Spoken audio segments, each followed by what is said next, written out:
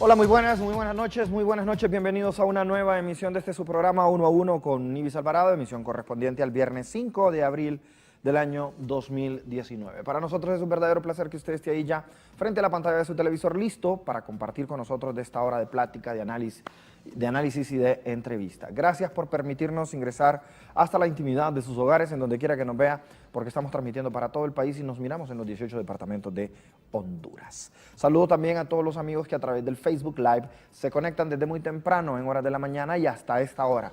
Gracias por estar siempre pendientes de nosotros. Yo le invito a que le dé compartir a esa transmisión que estamos haciendo en este momento y así ustedes y nosotros continuamos rompiendo el cerco mediático. Un abrazo a ustedes también en donde quiera que nos vean en el mundo entero.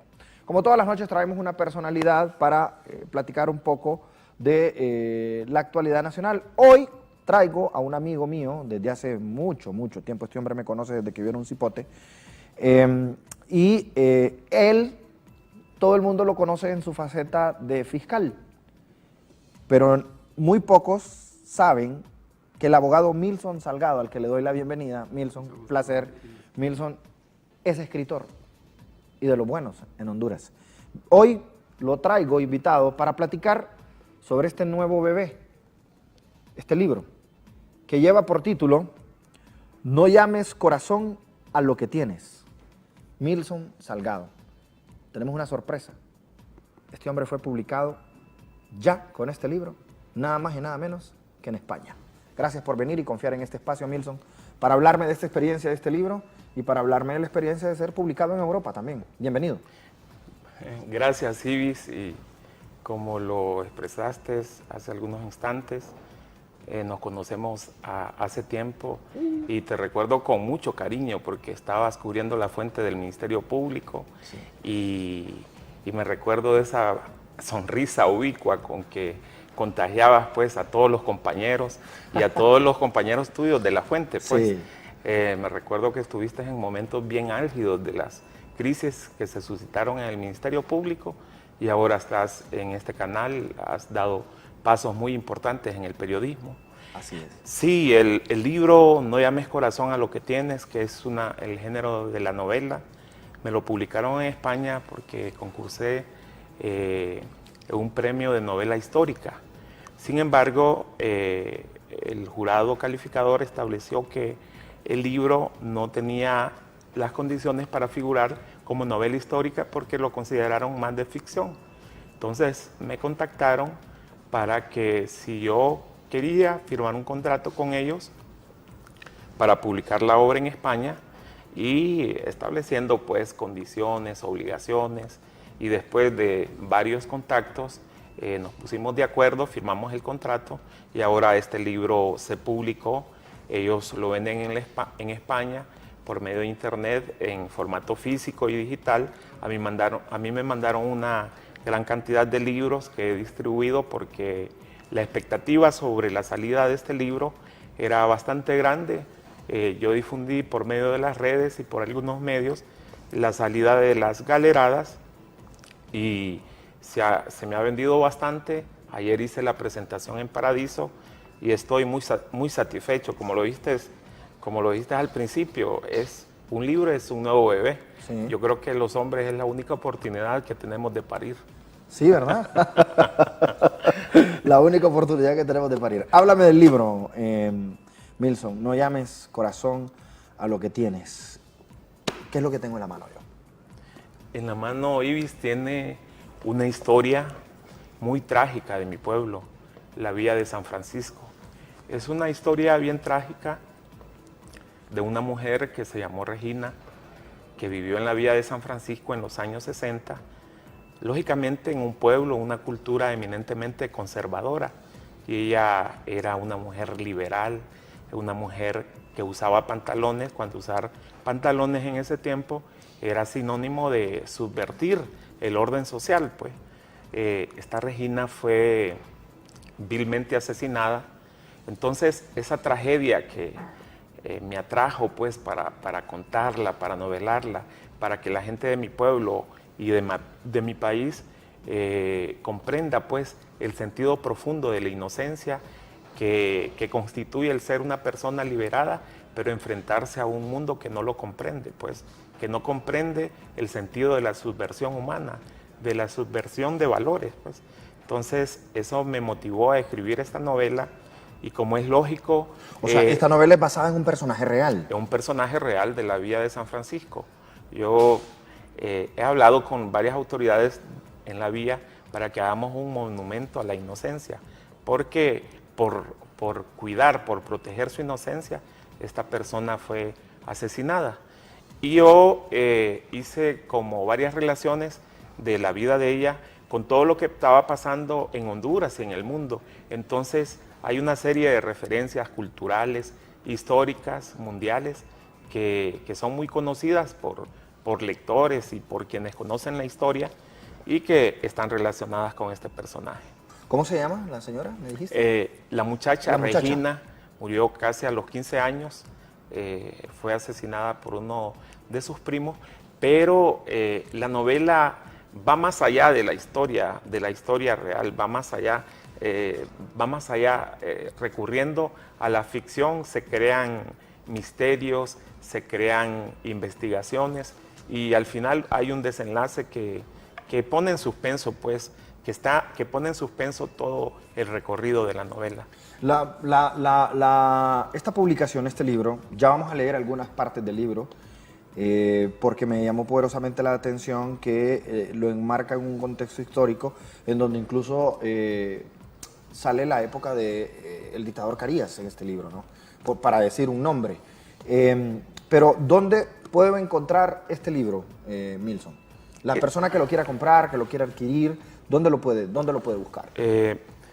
Ayer estábamos hablando precisamente con Anarela, que tuvimos la presentación en Paradiso. Mi libro va a estar en Guaymuras, va a estar en Paradiso y tal vez hay una posibilidad de que esté en Metromedia. No sé cuáles son las condiciones que ellos ponen. Yo, en mi experiencia pasada, se venden los libros por consignación, pero no sé si han cambiado las condiciones. Ok. Pero de que sí va a estar en Paradiso y en Guaymuras, dijiste, ¿no? En Guaymuras, sí. Ahí sí lo pueden encontrar. Ahí lo pueden encontrar. Perfecto. Cuéntame más de este libro. Que esta historia, si quieres podemos leer un poco para que vayamos tú dirás qué es lo que quieres qué es lo que quieres leer.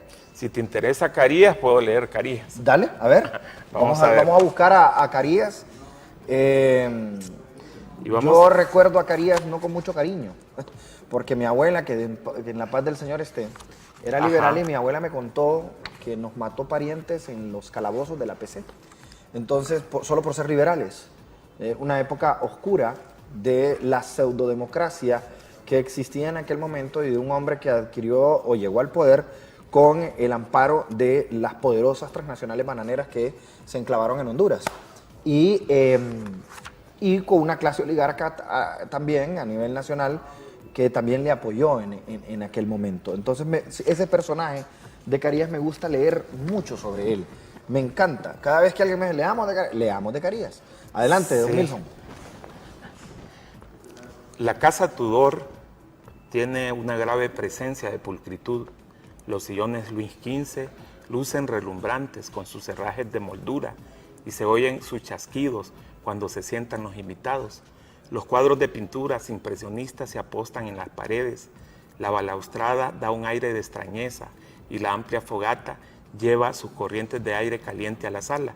Las escalinatas con pasamanería son de caracol como peones recostados para que pase ufana la realeza encandilada de príncipes, pares, marqueses, de infantas de papel. El vestíbulo es amplísimo y allí se parapetan los policías de la montada. El jardín es laberíntico y la gente a lo largo se ve borrosa, como si la lejanía apergamina de pasado. Las sombras habitan con sus alas de oscuridad el ancho zaguán. El novelista ha invitado al general Carías y este sí es un gran fiasco de tráfico, puesto que la casa desborda con a más de 100 guardaespaldas de la policía montada, quienes son voraces para hincar el diente, conscientes de que la esposa del general Carías, que domina el negocio de las tortillas, las hace más delgaditas para producir más plusvalía y hambre a la tropa. El primer escollo para huir de este sórdido episodio es no saber esa circunstancia, y el segundo es que ya adentro ya no hay la más mínima posibilidad de salir, sino cuando expire el último estertor de la velada. Lo que escuchamos es que el novelista Carlos Izaguirre quiere agasajar al general Carías en su onomástico y de paso regar con buen abono el árbol frugal de las influencias públicas. El novelista es un corpulento hombre de 50 años de edad en cada colmillo. El cuerpo, la voz y las arrugas lo delatan. Se atavía de un traje gris y de un sombrero Stetson y un bastón de empuñadura de oro que para él significa jerarquía en medio de tanto proletario y plebeyo remendón. En su juventud había sido un diestro panadero artesanal, especializado en hacer pan humeante, menos un pan porque odiaba a los judíos. Y como los amantes del superhombre alemán, era antisemita.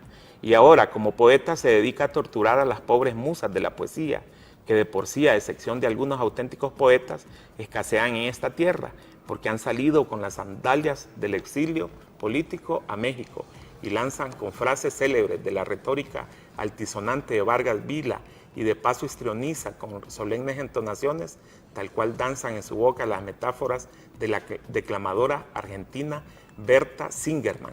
Sus libros vienen en ediciones de lujo, pues ¿para qué es el poder sino para abusar de él? Como lo decía el general Carías. Se encuentra entre cotilleos. Las lámparas de petróleo lanzan sus lucernas y adornan de puntos luminosos los senderos del jardín. Todos sabemos, porque es muy famoso el corrillo, de cuando una vez, con la urgencia de inaugurar una obra pública, le notificaron al general Carías que había obstáculos para construir una represa en Comayagua, pues los ingenieros civiles tenían problemas técnicos con la ley de la gravedad. No se sabía si el general había escuchado mal o qué, pero lo cierto es que el general Carías dijo con contundencia: ¿para qué estamos en el poder si no vamos a abusar de él? Si es tanto el problema con esa ley de la gravedad, ¿por qué no la derogamos en la asamblea? Y como nadie podía decirle que no, y a nadie le era permitido contradecirle, y menos aún reconvenirle en sus equívocos, su sobrino Marcos Carías, que era perro para inventar, porque así son los buenos escritores, había emitido un decreto ejecutivo con publicación en el diario oficial La Gaceta, donde se derogaba la ley de la gravedad. Imagínense que el universo de Pascal se hubiese postrado ante las corazonadas que la razón del universo desconoce, y esa orden gubernativa hubiera tenido efecto real e inmediato, como todos los decretos de las dictaduras. Les juro que el planeta Tierra, sin necesidad de las purificaciones que ofrece el taoísmo, se hubiera librado de tanto lana volando y perdiéndose en los espacios del éter sideral, por obra y gracia de la providencia y de este instrumento proverbial de la casualidad. A esta fiesta arriban los poetas Claudio Barrera, Daniel Laínez, Santos Juárez Fiallos y Rafael Eliodoro Valle, quien anda con la tropa de bebedores. Sus mujeres están elegantemente vestidas de miriñaques y todos los hombres van de frac. También llega el señor Carlos Berlío, la familia Hueso, la familia Galvez Barnes, la familia Lozano y la familia Valentin, la familia Muñoz, la familia William, la familia Clavasquín. Y estos cuadrados de racismo le dicen que es un deber de patria cambiarse el apellido de negro, porque eso no le aporta al chit el llamarse Clavasquín, y deciden violentar árboles genealógicos e inscripciones registrales para que la prole tenga la dignidad de un nuevo apellido, pero la inversión en notarios los condujo a las riberas de los ríos y a las callejas de la llanura política, que cuando se asieron de las ubres de la res pública, nunca más las volvieron a soltar en generaciones de cínicos al cual mayor. Excelente retrato de lo que era Carías. Amo y dueño de la verdad. Oíme, excelente. De la montada, los generales de Cerro que él tenía, ¿verdad? Excelentemente graficada la figura de Carías en esta novela, mi querido Milson. Bueno, si derogó hasta la ley de la gravedad. La ley de la gravedad, ¿qué te parece? Tal vez no estaba loco, ¿ah? El gran dictador que ahora los nacionalistas se ufanan de la herencia que dejó este hombre para Honduras. Una herencia de sangre, diría yo. Sí, históricamente, como lo señalaste, el régimen de Carías estaba vinculado con la United Fruit Company, pues.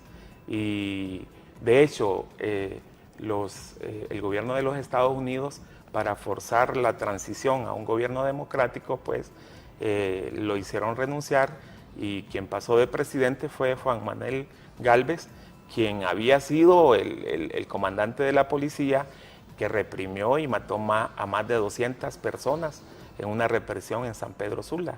Entonces, es bien paradójica la historia y bien contradictoria. Tengo que hacer mi primera pausa comercial. Hoy estoy platicando con el abogado y escritor Milson Salgado sobre este libro, No llames corazón a lo que tienes. Vamos a seguir platicando sobre esta obra que ha sido publicada en España cuando volvamos de nuestra pausa comercial. No nos cambie, ya volvemos.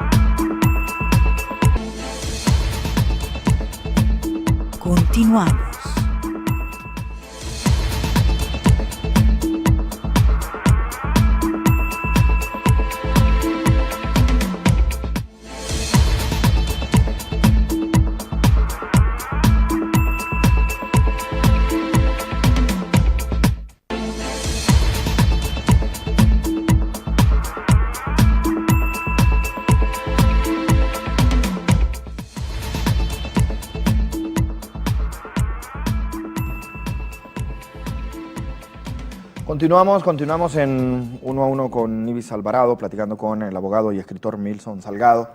Milson, ¿cuántos libros tú llevas publicados? En el género de la novela, con este serían 3. 3. Un libro histórico de mi pueblo en la villa de San Francisco y también un libro que hicimos con Alan McDonald, hicimos un libro también, ese libro con Harry Dixon, que es una propuesta de un proyecto constituyente. Ah, mira, qué bien. Y has ayudado a muchos otros escritores también a manera de editor, ¿verdad? O de corrector, tengo entendido. Por ejemplo, publicamos con Silvia, que trabaja con Silvia Sosa, compañera, que trabaja en este canal. Publicamos la novela que hay detrás del mar. Entonces fue una novela en donde actuaron 4 manos y 2 cabezas, pues, sí, para tejer una historia que es propia de la familia de Silvia. De hecho, la tuve aquí hablando sobre ese libro. Sí, yo parece que vi algo. Sí. La tuve aquí a nuestra querida Silvia. Ahí está, ¿ves? Ese fue el libro de Silvia Sosa. Sí. Ahí está. Sí. Ahí lo hicimos a 4 manos y a 2 cabezas. Y a 2 corazones. Y a 2 corazones, y quedó muy bonito, por cierto. Sí. Uno latía más que el otro, un corazón latía más que el otro. El de ella, porque estás hablando de la historia de su familia. Bueno, puede ser que el de otra persona también. Bien, Milson. Los personajes de esta novela, cuando uno ojea este libro, ¿qué le dirán? ¿Qué le pueden decir al público que nos mira y nos escucha esta noche? No sé si a los escritores nos pueden considerar locos o mentirosos, ¿verdad? Pero la experiencia que vive uno con sus personajes es como la experiencia de la interacción humana que realizamos todos los días. Solamente que ellos son entes que viven en nuestros cerebros. Esta gente nos atormenta y nos dice, ¿cuándo vas a escribir sobre nosotros? Qué pereza, ¿por qué no te puedes escribir? ¿Por qué no te sentás a escribir? Son personajes reales para uno, aunque no tengan figura humana, aunque no tengan cuerpo, materia, pero sí conviven con nosotros, son como fantasmas. Ya cuando nosotros los plasmamos en el libro, ya como que cumplimos el encargo que ellos nos dan. Entonces, este libro, los personajes, pues, nos dirán los hilos de la tragedia humana. Esa tragedia que se repite con todas y tantas generaciones y parece que el ser humano nunca aprende. Parece que el ser humano siempre repite y pega, se resbala en una piedra, sigue pegando en esa piedra, pega en el muro y sigue pegando en ese muro hasta la eternidad. O sea que somos como permanentes aprendices de la tragedia, porque la tragedia es ubicua en la realidad humana. ¿Cuál es el personaje que más te atrae de tu obra? Hay 2 personajes que son sui generis para mí. El personaje de Regina, que es un personaje bien noble. Yo tengo un parangón de ella con la inocencia, pues. ella es la representación de la inocencia. Ella era una persona liberada en los años 60 en una sociedad conservadora, como el pueblo de la Villa de San Francisco. Pero también tengo una afinidad con Tomás. ¿Por qué con Tomás? Porque Tomás es el eterno luchador en los años 80, es desaparecido, y pese a que sufre tantas torturas, él no llega a renunciar a sus principios y muere con sus principios, pues. Entonces, yo creo que esa es una metáfora de la vida. Nosotros permanentemente nos enfrentamos a las tentaciones de vendernos al diablo, pues, de vendernos al orden, de vendernos al sistema, pues, de transigir. Y ese personaje que da la vida como la dio Jesús, pues, dio la vida por los demás. Entonces ese personaje me atrae mucho. Tomás, ¿tiene algo que ver con me imagino yo que has de haber recibido esa retroalimentación de la historia de los desaparecidos en Honduras? Y miren que no sé si será coincidencia, uno de ellos fue Tomás Nativí, ¿no? Ah, sí. No sé si será, pero inmediatamente que tú dijiste, fue desaparecido, dio su vida, etcétera, etcétera, ¡pam!, se me vino a la mente Tomás Nativí. Mira qué cosas. Sí, no fue deliberado, pero sí hay graves coincidencias, grandes coincidencias, pues. Además, me parece que Tomás Nativí fue una de las personas que hilvanó la idea teórica acerca de una revolución, de un proyecto de revolución. He leído algún material de Tomás Nativí y me parece interesante y me parece tan actual, pues. Entonces, tal vez esa coincidencia, pero este personaje Tomás es como el resumen de la experiencia por la que pasaron casi todos los desaparecidos, los métodos de tortura que sufrieron, los lugares clandestinos donde los llevaban, el modus operandi, pues, de los cuerpos de seguridad que actuaban al margen de la ley, pues, al margen de los principios de la civilidad internacional y el respeto de los principios de derechos humanos internacionales. Es decir, cada personaje trata de resumir la vida y la muerte, la desaparición de todos esos personajes que llenó de luto y de dolor, y todavía hay secuelas yo conozco personas de desaparecidos que sufren traumas, que no han superado esa pérdida, pues, porque lo fácil de una tragedia es que vos la asimilás poco a poco.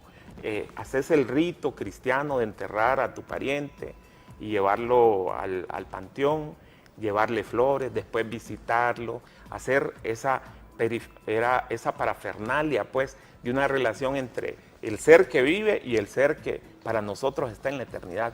Pero los desaparecidos no encontraron el cuerpo, no tuvieron oportunidad de hay una herida, un dolor que no sana. Sí, no sana, pues, no sana. Y yo creo que esos ritos religiosos ayudan un poco a asimilar el sentido de la tragedia. Milson, tengo aquí un apartado y hay un título que dice Mozart es culpable. ¿Me lees un poco? Ah, bueno. Mozart, el compositor, es culpable.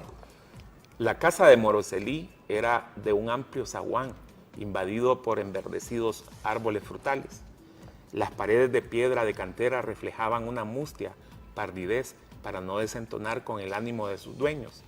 La bóveda de fuste retorcido era coronada por gruesas y enmohecidas tejas que le daban un aire de frescura al interior.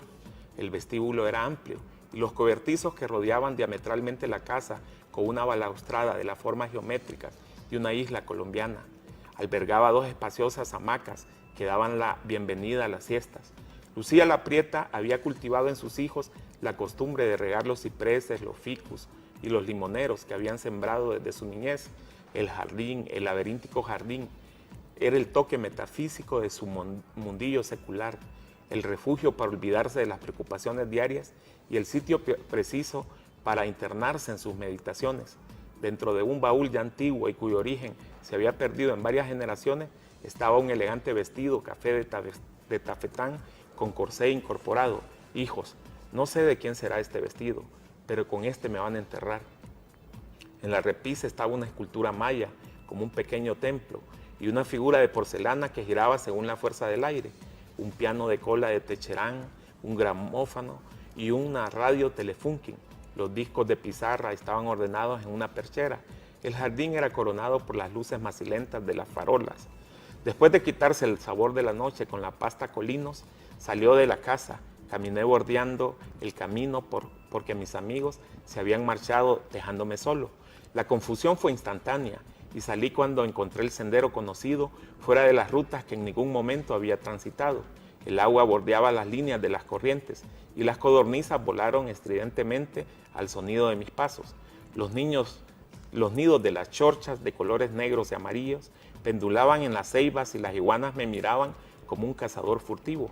Miré el relojito que me había regalado mi padre antes de morir y pensé que el grupo de mis amigos se había marchado porque con el tiempo ya no les importaba nada.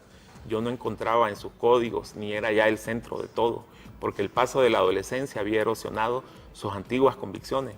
Pero mis miedos desaparecieron cuando caí en la cuenta que si ellos se marcharon temprano fue para preparar todos los bártulos para la excursión de Copán. Yo no iría porque les llevaba un año adelante y por muchos medios intenté persuadirles del fiasco del viaje, pero mis argumentos no pudieron disuadir sus claras intenciones de aprobar el curso con el acumulativo que daría el maestro de historia. Creo que mi madre notó mis monólogos interiores porque me preguntó preocupada por mi estado. Yo le dije que estaba cansada, que me iría a acostar y que tal vez mañana mi espíritu recobraría los cauces de mi buen humor. Encendí el tocadiscos y al momento apareció Mozart, ese clásico que tanto le gustaba a mis padres. Pero en realidad Mozart le gustaba a mucha gente, no porque tuvieran gustos refinados, sino porque era moda que te gustara Mozart. No podías ser culto si no te gustaba Mozart. Y esto lo noté un día en que mi madre, Lucía La Prieta, estaba absorta en una cómoda silla del comedor y cuando ya no quedaba un testigo de sus gustos musicales, se fue directamente a la vieja consola y sacó un disco de acetato de Pérez Prado y el Mambo No. 5 apareció en la escena del comedor diluyendo la quietud de la música clásica. Excelente. Pero algo bueno debía de tener este Mozart para que la gente perdiera el tiempo aparentando refinamientos y privándose de sonoras matanceras y raudos e impecables sones cubanos de Benny Moré. Pero Mozart logró lo que no pudieron los remedios naturales de mi madre y dormí soberanamente por 2 días seguidos. Dormí tanto que la aventura de mis amigos en Copán pasó inadvertida.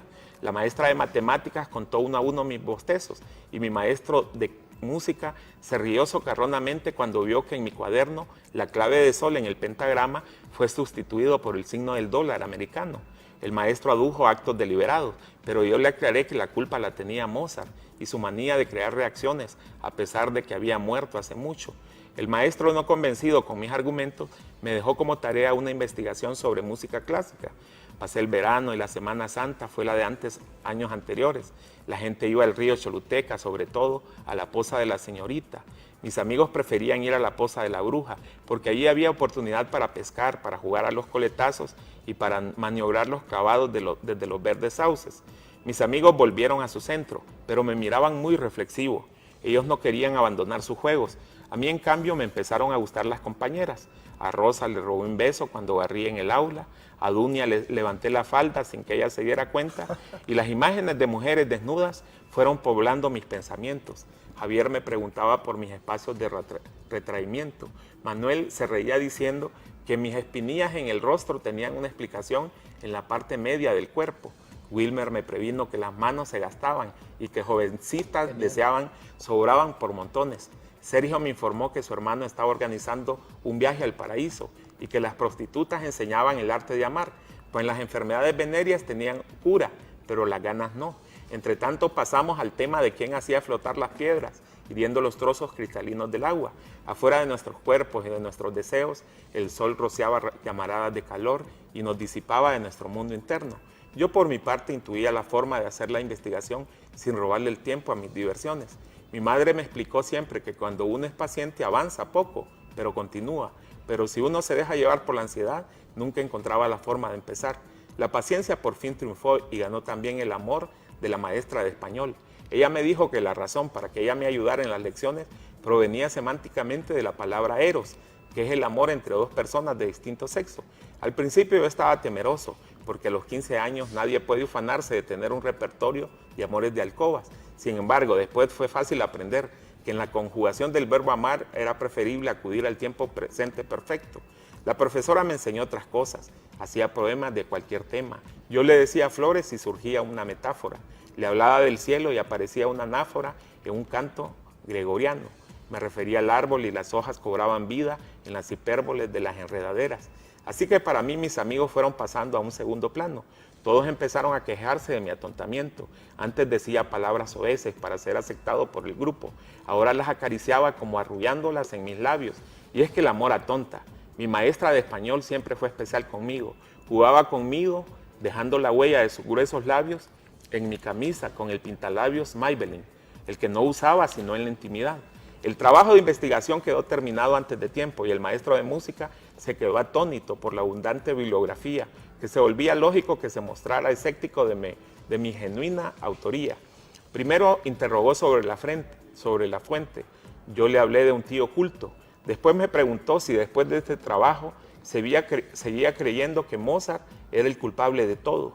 Yo me reí internamente, porque recordé que la maestra de español prefería poner en la vitrola la flauta mágica y las bodas de Fígaro de Mozart, cuando como dos locos jugábamos al amor en las alcobas prohibidas del deseo. Excelente. Está genial, Milson, genial de verdad. Me lo voy a disfrutar porque este es mío. Ah, claro. Me lo voy a disfrutar y lo voy a leer y te voy a contar qué me pareció cuando lo termine. Estamos prácticamente en la recta final, solo me quedan 5 minutos de programa, mi amigo Milson. ¿Algo más que me puedas decir de este libro? O que le puedas contar al público televidente para que compren este libro. Sí, prácticamente este libro es un recorrido por todo el siglo XX. El siglo XX de las guerras civiles, donde hubo mucho caos social, en la década de los 30 al 46, que dura la dictadura del general Carías, la huelga del 54, que significó pues un gran triunfo para el proletariado y los obreros y los campesinos aquí en Honduras. Las luchas sociales que se libraron en el mundo. Hay varios personajes que estuvieron en un movimiento importante mundial en Francia, el movimiento Mayo 68. Tuvieron la oportunidad de interactuar pues con jóvenes de ese movimiento que prácticamente casi se toman el poder en Francia, pero el Partido Comunista francés tuvo una alianza con el gobierno y luego no se pudo. Pero las luchas de Mayo 68 son luchas que han traído derechos fundamentales importantes pues, en nuestras sociedades, así como todas las revoluciones han traído derechos importantes. Recuerdo la Revolución Francesa con el aporte de los derechos políticos y civiles, ¿verdad? Que aún en estas sociedades modernas, que han pasado más de 200 años, más de 300 años desde la Revolución Francesa, pero las sociedades no soportan el ejercicio de derechos liberales y republicanos, no soportan el derecho a la libre expresión, no soportan el derecho a las manifestaciones públicas, y son derechos liberales, son derechos republicanos. ¿Cómo se puede decir que si ejerces este derecho es que sos comunista o que sos socialista? Los aportes, por ejemplo, de la Revolución Mexicana, el derecho a la tierra, los aportes de la Revolución Rusa, el derecho de las mujeres al prenatal y al posparto, las jornadas laborales que se acortaron. El Mayo 68 trajo derechos muy importantes como el derecho a la diversidad sexual, el derecho de la tercera edad, el derecho a un mundo pluricultural. O sea, son derechos que se están gozando. Las luchas siempre tienen mártires, las luchas siempre tienen personas que juegan un papel bastante sórdido pues, dentro de esas luchas, pero las luchas siempre traen algo importante y ese legado de derechos que traen a las sociedades. Pues. Así es. Bueno, Milson, yo te deseo el mayor de los éxitos. Con lo poco que he podido escuchar de la lectura que hiciste, me parece un libro muy interesante. Le voy a dar una buena lectura y te voy a dar mi crítica. Sí, está ¿verdad? bien, la ¿Verdad? acepto, la acepto. Te voy a dar mi crítica. Ahora yo te quiero hacer una pregunta antes de que nos vayan. Ah. ¿Cuál es el libro que marcó tu vida? ¿De verdad? Sí, ¿Qué ha marcado mi sí, vida? sí. Mi vida. Sí, porque yo te voy a decir que el libro marcó mi vida. La Biblia. La Biblia. Me encanta. ¿Por qué? Me encantan los salmos. Ajá. Ahora yo te voy a decir qué libro marcó mi vida. Fue el libro del Mormón. El libro del Mormón. Sí. ¿Por qué? Una vez iba a hacer un mandado a la pulpería. Entonces le dije a mi papá que no lo iba a hacer. Entonces mi papá me tiró el libro del Mormón, me pegó aquí y me dejó una marca, pero horrible. Wilson, no. Tremendo, tienes un sentido del humor. Y como a mí, yo soy también, tengo un buen sentido del humor. Me lo banco, como dicen los argentinos. No, a mí me marcó la Biblia, me encantan los salmos. Qué bueno. Es el sí. libro de la Biblia que más me gusta, los salmos. Sí, fíjate que también, Ivis, te iba a decir algo, que muchos dicen que los libros son para entretenimiento, que los libros no cambian las sociedades. Sin embargo, puedo decir que la Biblia, el Corán te han cambiado las sociedades hasta el punto de que la organización de la sociedad occidental se afinca en los principios del judeocristianismo. Pues. Sí. Entonces, en ese sentido, no podemos soslayar que los libros sí pueden cambiar las Claro que sociedades. pueden cambiar las sociedades. Y de hecho las cambian. Pues. Cambian vidas también. Cambian vidas, sí. De acuerdo. Bueno, de hecho, la Biblia ha sido referencia, el faro orientador de la moral en el mundo, pues. Así es. Milson, te deseo muchos éxitos con tu libro, con este Bueno, bebé. Estamos a la orden cuando yo me imagino que vas a trabajar pronto en otro, ¿verdad? Ya tengo otro, ya lo tengo escrito, solo falta pulirlo para... Y publicarlo. Y publicarlo, Espero sí. que me des la primicia también, ¿verdad? Sí. Cuando sea publicado y platicamos sobre tus obras, ¿te parece? Bueno, te agradezco el espacio porque sé que la televisión es bastante onerosa y la cultura en el país no tiene ningún valor pues para los intereses incluso del Estado, pues. Pero te agradezco ese esfuerzo porque en este medio me has dado esta oportunidad pues de hablar de mi libro. Yo valoro el esfuerzo de todos los artistas nacionales y cada que me piden un espacio se lo cedo con mucho gusto. Para mí, la cultura, el arte son vida, Milson. Así que, sin ningún temor, cuando esté listo el otro libro, me llamas y platicamos sobre él. ¿Te parece? Bueno, gracias, Ivy. Gracias a ti y gracias a ustedes por compartir conmigo todas las noches esto que es mi pasión, hacer periodismo. Compren No llames corazón a lo que tienes, de Milson Salgado. Será hasta la próxima semana con otro invitado, otros invitados aquí en 1 a 1 con Ibis Alvarado. Por hoy es todo. Con permiso, buenas noches y que Dios les bendiga.